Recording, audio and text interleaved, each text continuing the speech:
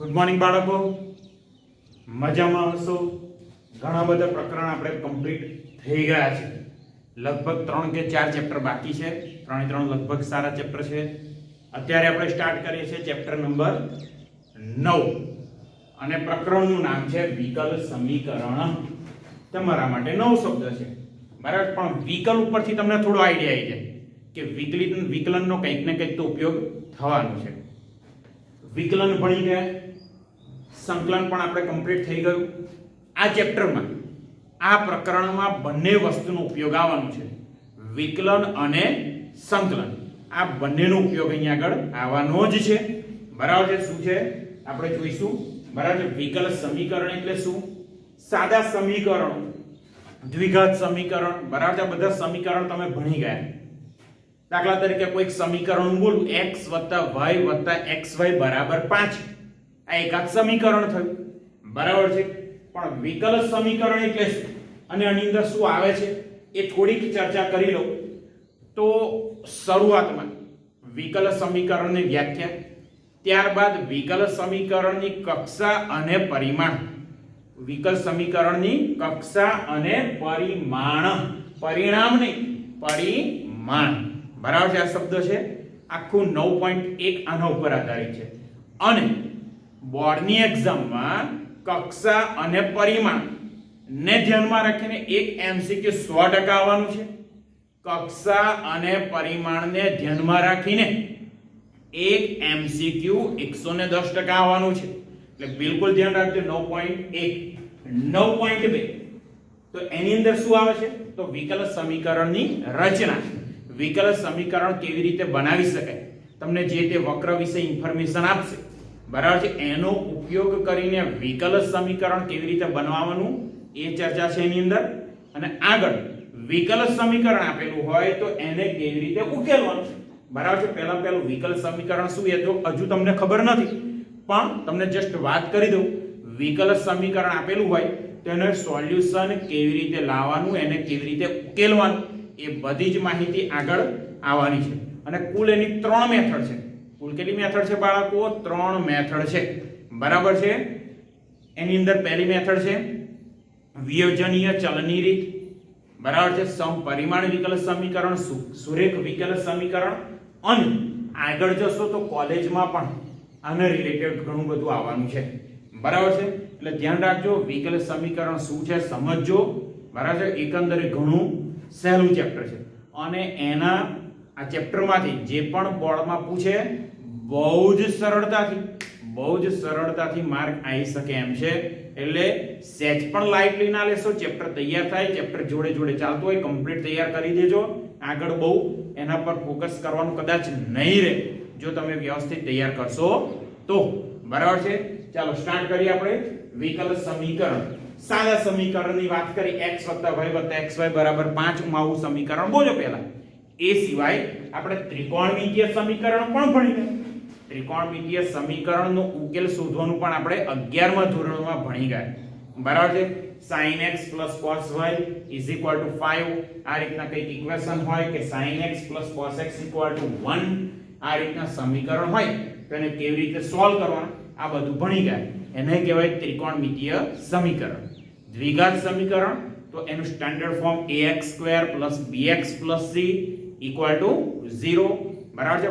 બહુપદીનું સ્વરૂપ કદાચ તમે જાણતા હો કે બહુપદીનું સ્ટાન્ડર્ડ સ્વરૂપ કયું છે તો anxn, બરાબર છે, + an - 1 xn - 1 an - 2 xn - 2 up to a0 = 0. આ બહુપદીનું સ્ટાન્ડર્ડ સ્વરૂપ છે, બરાબર છે. ચાલો અહીંયા આગળ બહુપદીનું સ્ટાન્ડર્ડ સ્વરૂપ એકવાર લખી રાખો એટલે એનો પણ ઉપયોગ કરીશું, બરાબર છે. નોંધ બધી લખવાની છે પણ સમજ્યા પછી. બહુપદીનું સ્ટાન્ડર્ડ સ્વરૂપ કયું છે તો ચાલો a0 થી an થી સ્ટાર્ટ કરું છું, sorry, an xn + an - 1 xn - 1 + an - 2 xn - 2 plus up to a0 = 0. આ 8 નો 10 માં કંઈક ભણી ગયા છો તમે. બહુપદીનું સ્ટાન્ડર્ડ સ્વરૂપ છે અને આ બહુપદી કોના ટર્મમાં છે? વેરિયેબલ કયો? તો જો અહીંયા આગળ x એ વેરિયેબલ છે, x એ શું છે? ચલ છે, વેરિયેબલ છે.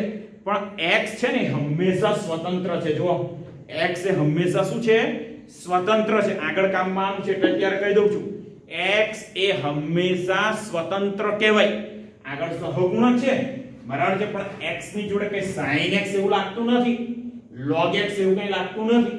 x નો ઘાત પણ હંમેશા ધન પૂર્ણાંક જ હોય. x નો ઘાત હંમેશા શું હોય? ધન પૂર્ણાંક.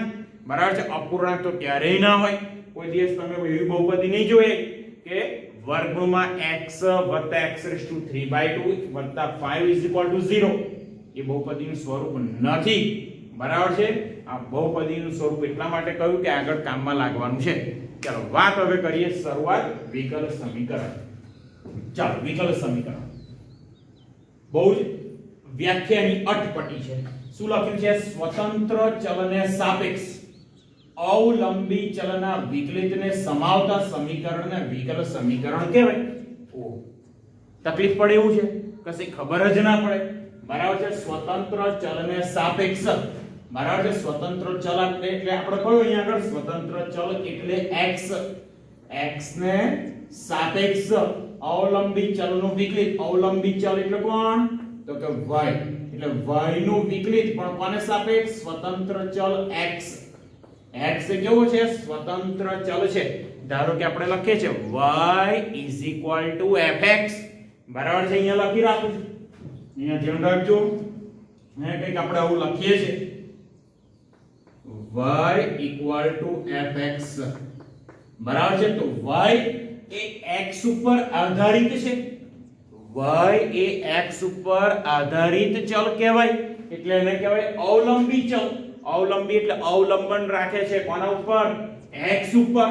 બરાબર છે. x ઉપર અવલંબન રાખે છે. એટલે જેમ x બદલાય તેમ y બદલાશે.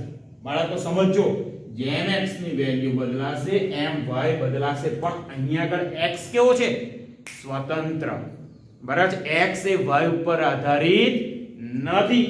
એટલે x ને શું કહીશું આપણે? સ્વતંત્ર ચલ. x ને શું કહેવાય? સ્વતંત્ર ચલ. ધ્યાન રાખજો, સ્વતંત્ર ચલ. અને y ને શું કહીશું? અવલંબી ચલ. અવલંબી ચલ. બરાબર છે. x ને સ્વતંત્ર, y ને કહેવાય અવલંબી. y x ઉપર આધારિત છે એટલા માટે.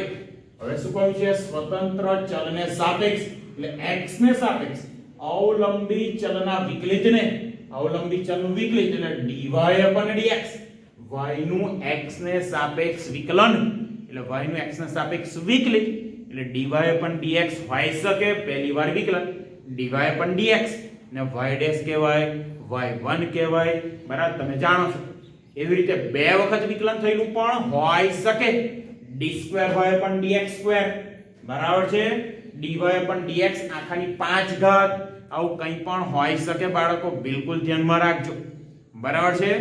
એટલે y નું x ને સાપેક્ષ વિકલન એવી ટર્મ એને સમાવતા સમીકરણને વિકલ સમીકરણ કહેવાય.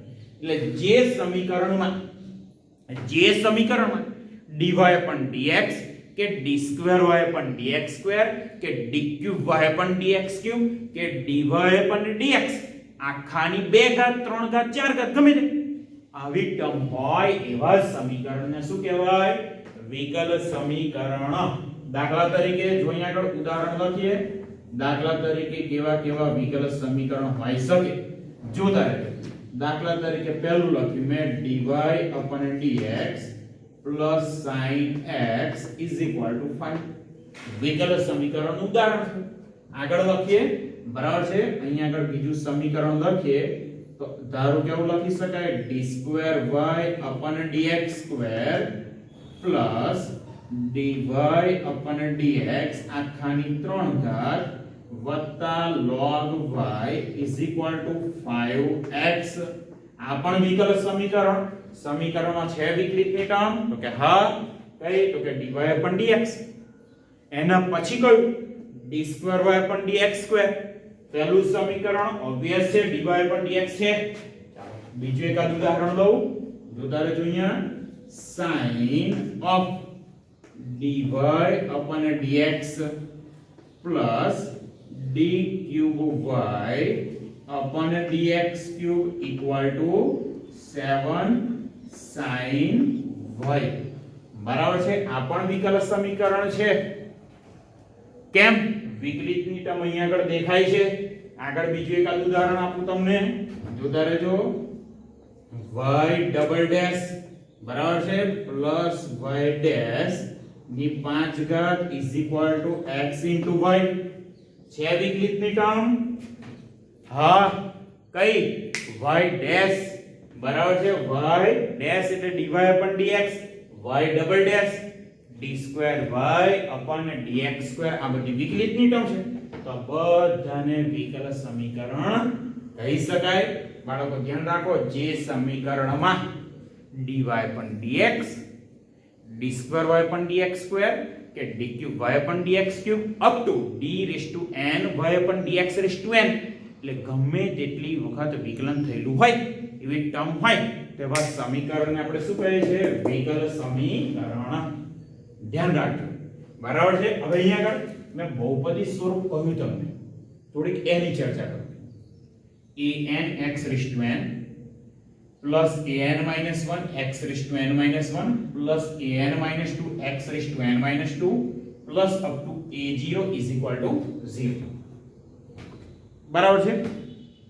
તો બહુપદીનું સ્વરૂપ છે, પણ ચલ કયો? x. x ના ચલમાં બહુપદી કહેવાય આને. બરાબર છે. અહીંયા આગળ જો x જે વેરિયેબલ ના ટર્મમાં બહુપદી છે એ વેરિયેબલ કોઈની સાથે જોડાયેલો નથી, મતલબ સ્વતંત્ર છે. બરાબર. એ જે વેરિયેબલ જે ચલ છે એની ઘાત હંમેશા પૂર્ણાંક હોય, અપૂર્ણાંક નહીં ચાલે. હા, સહગુણક ગમે તે હશે ચાલશે, પણ x એ પોતે સ્વતંત્ર હોવો જ જોઈએ. તમે કોઈ દિવસ એવી બહુપદી નહીં જોયે કે log x ની 5 ઘાત વત્તા x નો વર્ગ વત્તા 5 બરાબર 0. બહુપદી ના કહેવાય. x સ્વતંત્ર નથી, કારણ કે એમાં log x આવી ગયો. બરાબર છે, ચાલે નહીં. બીજું એક સમીકરણ બોલું. બરાબર છે, sin x cos x બરાબર 7. આને પણ બહુપદી ના કહેવાય. એ ત્રિકોણમિતીય સમીકરણ કહેવાય, બહુપદી કહેવાય નહીં. કેમ? તો x છે ને, x એ sin સાથે જોડાયો, cos સાથે જોડાયો, ચાલે નહીં. સ્વતંત્ર જોઈએ આપણે તો. x કેવું જોઈએ બાળકો? એકદમ સ્વતંત્ર. બરાબર છે. હા, બરાબર છે. એટલે અહીંયા આગળ ચાલી જાય. ધારો કેવું લખ્યું? cos 45 ડિગ્રી ગુણ્યા x, તો ચાલી જાય. કેમ? તો x તો સ્વતંત્ર થયો. cos 45 એ તો એનો સહગુણક થયો બાળકો. બરાબર છે. cos 45 ડિગ્રી ગુણ્યા x, તો cos 45 ડિગ્રી એ તો એનો સહગુણક થયો. x એ સ્વતંત્ર છે. અહીંયા આગળ x રેઝ ટુ 1/2 બિલકુલ ના ચાલે. બરાબર છે. x રેઝ ટુ 1/3 ના ચાલે. x રેઝ ટુ -1/2 ના ચાલે. બરાબર છે. આ બધું ધ્યાન રાખજો. x ની ઘાત અપૂર્ણાંક આવી જ ના શકે બહુપદીમાં. બરાબર છે. x ના ટર્મમાં જો બહુપદી હોય તો. હવે આગળ વાત કરું dy upon dx ના ટર્મમાં બહુપદી. ચાલો પહેલું સમીકરણ. તો dy upon dx ના ટર્મમાં બહુપદી છે કે નહીં? કયો હવે વેરીએબલ લઉં છું અહીંયા? dy upon dx. ધારી લો કે dy upon dx એટલે કે જે વિકલિતની ટર્મ છે ને, કઈ ટર્મ બાળકો? વિકલિતની ટર્મ. વિકલિતની ટર્મ હોય એના ટર્મમાં બહુપદી. x y ની વાત કરતો જ નથી. x y ની વાત બિલકુલ નથી કરતો. વાત કોની કરું છું? વિકલિતની ટર્મ. વિકલિતની ટર્મમાં બહુપદી છે કે કેમ ચેક કરવું છે મને. તો અહીંયા જો dy upon dx છે સ્વતંત્ર, સહગુણક 1 ઘાત 1 ઘાત પૂર્ણાંક છે, તો dy upon dx સ્વતંત્ર. આગળ જો sin x ભલે રહે, આપણે તો કોઈ વેરીએબલ હવે છે આપણી જોડે dy upon dx. બરાબર છે. x ની સાથે sin સંકળાયેલા છે, એનો કોઈ વાંધો નહીં. તો બહુપદી સ્વરૂપ કહેવાય. એના પછીનું જુઓ. અહીંયા d² upon dx² આખાની ઘાત 1 છે, સહગુણક પણ 1 અને ટર્મ બિલકુલ સ્વતંત્ર છે. બીજી ટર્મ વિચારો dy upon dx whole cube, સહગુણક 1 ઘાત પણ પૂર્ણાંક છે, બરાબર છે, સ્વતંત્ર કહેવાય. log y, y નું તો આપણે કોઈ કામ નહીં, બરાબર છે, y નું કશું જ કામ નહીં, ભલે ને y log સાથે જોડાયો. આપણે તો કોના ટર્મમાં જોઈએ છે? વિકલિતની ટર્મ. એ સ્વતંત્ર હોવી જોઈએ અને ઘાત પૂર્ણાંક જોઈએ. તો અહીંયા આગળ છે તો આ પણ બહુપદી સ્વરૂપ કહેવાશે. એના પછીનું જુઓ, sin dy upon dx. તો dy upon dx sin વિધેય સાથે સંકળાયેલો છે, સ્વતંત્ર તો નથી ભાઈ. dy upon dx બિલકુલ સ્વતંત્ર નથી. sin of dy upon dx, બરાબર છે, sin of dy upon dx ચાલે જ નહીં. તો અહીંયા આગળ આ બહુપદી સ્વરૂપ થશે નહીં. ભલે આ ટર્મ સ્વતંત્ર રહી પણ વિકલિતની બધી જ ટર્મ આપણે કેવી જોઈએ? સ્વતંત્ર. જો અહીંયા આગળ x ની બધી જ ટર્મ સ્વતંત્ર છે, અહીંયા આગળ વિકલિતની બધી જ ટર્મ સ્વતંત્ર હોવી જોઈએ, બરાબર છે. એટલે આને બહુપદી સ્વરૂપ કહેવાશે નહીં. એન પછીનું જો y ડબલ ડેશ d2y પણ dx2, dy પણ dx આખાની 5 ઘાત x y. જો આ સ્વતંત્ર છે, સહગુણક એક ઘાત એ પણ પૂર્ણાંક, બરાબર છે. તો અહીંયા આગળ જે છેલ્લું વિધેય છે, છેલ્લું જે સમીકરણ છે, વિકલ સમીકરણ તો ખરું પણ બહુપદી સ્વરૂપ પણ છે. તમને પાછું એવું થાય કે સર બહુપદી સ્વરૂપ કેમનું? તમે અહીંયા આગળ અત્યારે ડિસ્કસ કરો છો, કામમાં આવવાનું છે, હમણાં જોજો 5-10 મિનિટમાં. ચાલો હવે આગળ વાત કરીએ કક્ષા. બહુ સરસ મજાનો ટોપિક છે કક્ષા અને પરિમાણ, અને બહુ જ સહેલો, MCQ માં 110% પૂછાવાનું છે, બરાબર છે. MCQ માં 110% પૂછવાનો છે. વ્યાખ્યા યાદ રાખવાની જરૂર નથી, પણ સમજશો તો સારું, બરાબર છે. સમજશો તો વ્યાખ્યાની જરૂર નહીં પડે. શું લખ્યું છે? વિકલ સમીકરણમાં સ્વતંત્ર ચલ. બાળકો આટલું સમજાય પછી સ્વતંત્ર ચલ કયો? x, બરાબર છે. વિકલ સમીકરણમાં સ્વતંત્ર ચલ x ને સાપેક્ષ અવલંબી ચલના વિકલિતોમાં, અવલંબી ચલના વિકલિતો એટલે dy upon dx, જે વિકલિતની ટર્મ હોય ને, dy upon dx કે d2y upon dx2, dqy upon dx3, બરાબર છે. બધી વિકલિતની ટર્મ છે. આ બધી જ વિકલિતની ટર્મ છે, બરાબર છે. આ બધી જ વિકલિતોમાં બહુ સરસ મજાનો શબ્દ ઉચ્ચતમ કક્ષા. કઈ કક્ષા? ઉચ્ચતમ કક્ષાના વિકલિતની કક્ષાને વિકલ સમીકરણની કક્ષા કહે છે. ઉચ્ચતમ કક્ષા એટલે શું? ધારો કે અહીંયા પહેલું વિકલ સમીકરણ છે, એક જ વાર વિકલન થયું છે, બીજી તો એકે ટર્મ છે નહીં, બરાબર છે. તો અવલંબી ચલ y નું x ના સાપેક્ષ વિકલન થયું છે, વિકલિતની ટર્મ છે. એમાં જે વિકલિતની જેટલી પણ ટર્મ હોય એમાં સૌથી વધારે કેટલી વખત વિકલન થયું છે એ જોવાનું આપણે. દાખલા તરીકે એક ઇક્વેશન છે dy upon dx, એની અંદર જ બીજી ટર્મ છે d2y upon dx2, એની અંદર ત્રીજી ટર્મ છે dqy upon dx3. આ ત્રણ ટર્મ ધરાવતા વિકલ સમીકરણમાં સૌથી વધારે કેટલી વખત વિકલન થયેલું છે? તો dy upon dx માં તો એક જ વાર વિકલન થયું, d2y upon dx2 બે વાર, dqy upon dx3 ત્રણ વખત. તો મેક્સિમમ 3 વખત વિકલન થયું છે. તો એ વિકલ સમીકરણની કક્ષા કેટલી કહેવાશે બાળકો? 3. એક જ સમીકરણમાં જેટલી પણ વિકલિતની ટર્મ છે જોઈ લો, સૌથી વધારે કેટલી વાર વિકલન થયું છે એ આપણે ચેક કરવાનું. જે સૌથી વધારે વખત વિકલન થયું છે એને કહેવાય સમીકરણની કક્ષા. દાખલા તરીકે અહીંયા પહેલું સમીકરણ, એક જ વિકલિતની ટર્મ છે, એક જ વાર વિકલન થયું, તો કક્ષા આની કહેવાશે 1, બરાબર છે. અહીંયા લખી રાખું છું, કક્ષાની આપણે ચર્ચા કરીએ છીએ, બરાબર છે. એટલે અહીંયા લખી રાખું છું કક્ષા.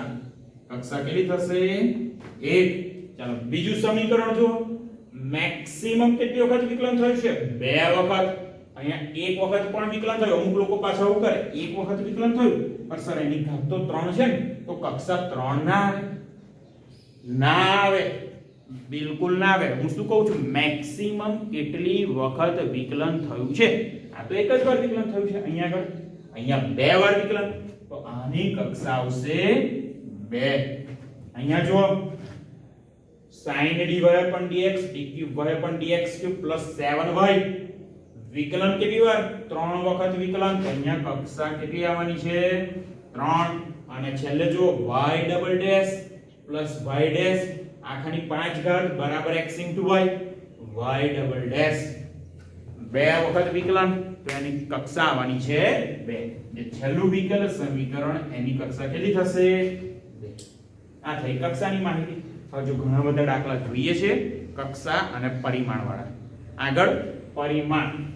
હવે બહુપદીનો ઉપયોગ થશે. જોજો, જો વિકલ સમીકરણ વિકલિતોની બહુપદી સ્વરૂપે આપેલું હોય, પહેલામાં પહેલો શબ્દ કયા સ્વરૂપે આપેલું હોય? બહુપદી સ્વરૂપે. અને કોની? વિકલિતોની બહુપદી. એટલે જે અહીંયા આગળ x વેરીએબલ હતો, x ના ટર્મમાં બહુપદી, એ રીતે વિકલિતના ટર્મમાં બહુપદી. બરાબર છે? વિકલિતના ટર્મમાં બહુપદી સ્વરૂપે આપેલું હોય તો વિકલ સમીકરણનું પરિમાણ એ વિકલ સમીકરણમાં આવતા ઉચ્ચતમ કક્ષા ના વિકલિતનો ઉચ્ચતમ ઘાતાંક એવો અર્થ થાય. સર આ તો ખબર પડે એવું છે જ નહીં. કહું છું ચાલો. તો પહેલામાં પહેલું શું અહીંયા આગળ? તો જે સમીકરણ આપ્યું હોય ને એ બહુપદી સ્વરૂપે હોવું જોઈએ. કયા સ્વરૂપે? બહુપદી સ્વરૂપે હોવું જોઈએ. જો બહુપદી સ્વરૂપે ન હોય, બરાબર છે, તો પરિમાણ મળે નહીં. અહીંયા લખી રાખું. વિકલ સમીકરણ બહુપદી સ્વરૂપે ન હોય તો પરિમાણ મળે નહીં. બરાબર છે? પરિમાણ બિલકુલ ના મળે. બહુપદી સ્વરૂપે આપેલું હોય નહીં તો બહુપદી સ્વરૂપે હોવું જોઈએ. બહુપદી સ્વરૂપે ડિસ્કસ કરી. બરાબર છે? અહીંયા આગળ આ સમીકરણ બહુપદી સ્વરૂપે નથી તો અહીંયા પરિમાણ ના મળે.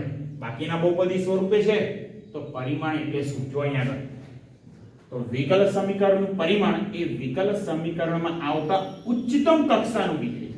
ઉચ્ચતમ કક્ષાનું વિકલિત એટલે શું? તો કે સમીકરણમાં મેક્સિમમ કેટલી વખત વિકલન થયું છે આપણે ચેક કરવાનું.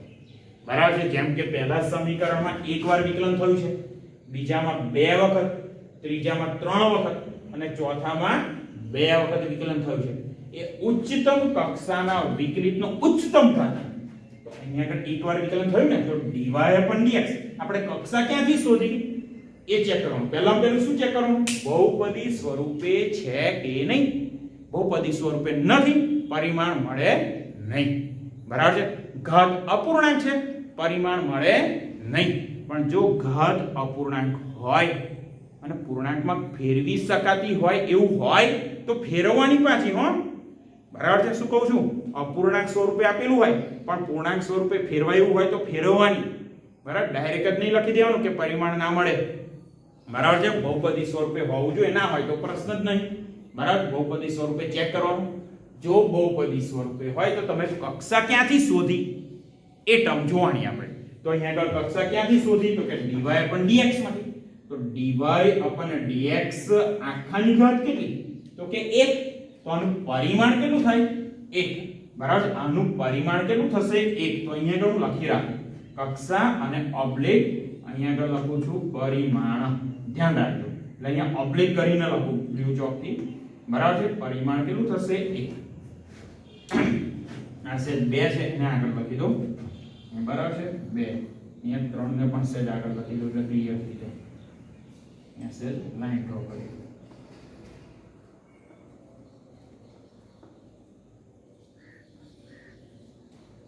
ચાલો હવે અહીંયા આગળ તમે કક્ષા 2 ક્યાંથી શોધી? તો કે તો એની મેક્સિમમ ઘાત કેટલી? તો કે 1. અમુક લોકો પાછા શું કરે?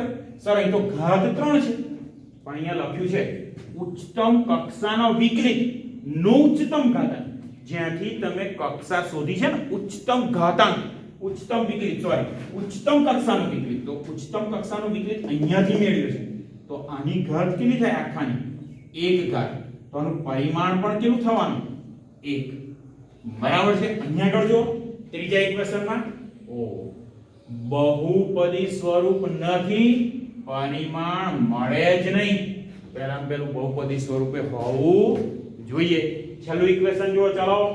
તો અહીંયા આગળ તમે કહેશો કે સર કક્ષા 5 સોરી કક્ષા તો 2 પરિમાણ 5 આવે ના કક્ષા ક્યાંથી શોધી y ડબલ ડેશ પણ y ડબલ ડેશ આખાની કેટલી ઘાત 1 ઘાત તો અહીંયા આગળ પરિમાણ કેટલું આવશે બરાબર છે આ કક્ષા અને પરિમાણની વાત થઈ કેટલાક ઉદાહરણો જોઈ લઈએ બરાબર છે કક્ષા પણ શોધવાના છે અને પરિમાણ પણ શોધવાનું છે બરાબર છે જોઈ લેજો અહીંયા આગળ આપણે વાત કરીએ પહેલું આપણે લખીશું કક્ષા અને બીજું લખીએ આપણે પરિમાણ અહીંયા લખ્યું છે વિકલ સમીકરણની કક્ષા પરિમાણ લખો ચાલો પહેલું ઇક્વેશન dy/dx e⁻x તો અહીંયા આગળ કક્ષા કેટલી વાર વિકલન થયું છે એકવાર અને પરિમાણ તો કે dy/dx આખાની ઘાત એ પણ 1 છે તો કક્ષા 1 પરિમાણ 1 ચાલો બીજું ઇક્વેશન જુઓ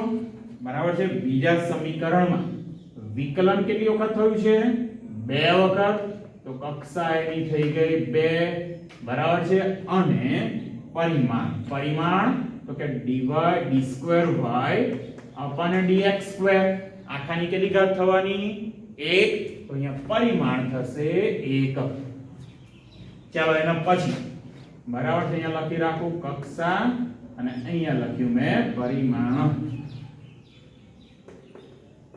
જોઈએ છે કેવી રીતે કક્ષા અને પરિમાણ ચાલો મેક્સિમમ કેટલી વાર વિકલન થયું છે તો કે અહીંયા 2 વખત અહીંયા 3 વાર વિકલન થયું તો વિકલન 3 વખત થયું તો કક્ષા એની થઈ જશે 3 હવે ઉચ્ચતમ કક્ષાનું વિકલિત કેટલા તો આની આખાની કેટલી ઘાત છે 1 તો પરિમાણ આવશે 1 ચાલો એના પછી ફરી પાછું કક્ષા અને પરિમાણ તો અહીંયા લખી રાખો કક્ષા બરાબર છે અહીંયા આવશે પરિમાણ ચાલો એના પછીનામાં પણ બધું લખી રાખું છું પછી આપણે લખી દઈએ શોધી લઈએ છે અને પછી લખીએ કક્ષા અને પરિમાણ બરાબર છે ચાલો આટલાની વાત કરીએ પછી બીજી ચર્ચા અહીંયા કરજો એકવાર વિકલન 2 વાર વિકલન 3 વખત વિકલન કેટલી વખત 3 વખત મેક્સિમમ 3 વખત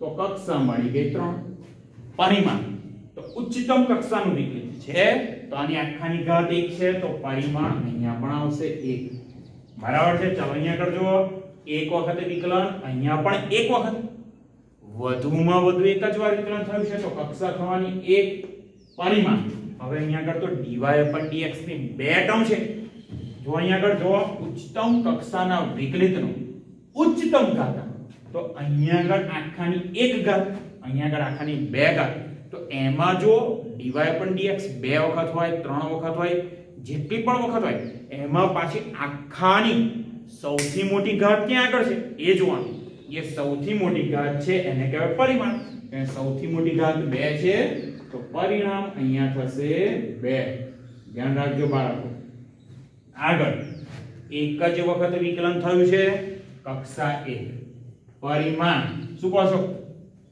પણ અહીંયા તો બહુપદી સ્વરૂપે નથી બરાબર છે બહુપદી સ્વરૂપે નથી એટલે પરિમાણ ન મળે કેમ તો કે બહુપદી સ્વરૂપે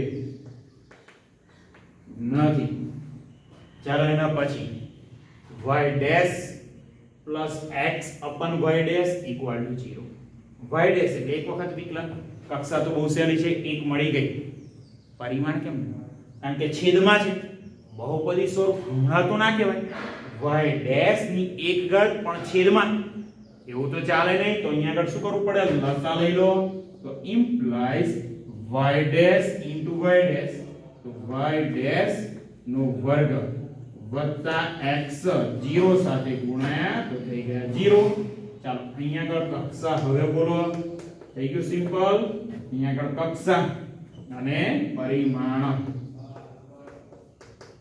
ચાલો કક્ષા કેટલી મેક્સિમમ એક જ વાર વિકલન થયું છે એટલે કક્ષા આવવાની 1 અને એની ઘાત 2 છે તો પરિમાણ કેટલું આવશે 2 ધ્યાન રાખજો કક્ષા 1 પરિમાણ 2 બહુ સ્ટાન્ડર્ડ દાખલો 8મો દાખલો શું કહ્યું છે ઘનમૂળમાં y ડબલ ડેશ અને વર્ગમૂળમાં y ડેશ તો ઘનમૂળ એટલે 1/3 ઘાત વર્ગમૂળ એટલે 1/2 ઘાત. ઘાત તો અપૂર્ણાંક પડી. બહુપદી સ્વરૂપ નથી. ચલો પ્રયત્ન કરો કે બહુપદી સ્વરૂપને ફેરવી શકાય છે, હા કે ના? તો અહીંયા 1/3 ઘાત, અહીંયા 1/2 ઘાત. બંને બાજુ 6 ઘાત એપ્લાય કરો. કેટલી ઘાત? 6 ઘાત એપ્લાય કરો તો y/1/3 ની 6 ઘાત તો y double dash raise to 2 અને અહીંયા મળશે y ડેશ જે 1/2 ઘાત હતી એની 6 ઘાત તો અહીંયા મળી ગયા ઘાત 3. થઈ ગયું બહુપદી સ્વરૂપ. તો અહીંયા આગળ કક્ષા આવશે આની. ચાલો મહત્તમ કેટલી વખત વિકલન થયું છે? 2 વખત. અને પરિમાણ તો મહત્તમ 2 વખત વિકલન થયું, એની ઘાત કેટલી? તો કે 2.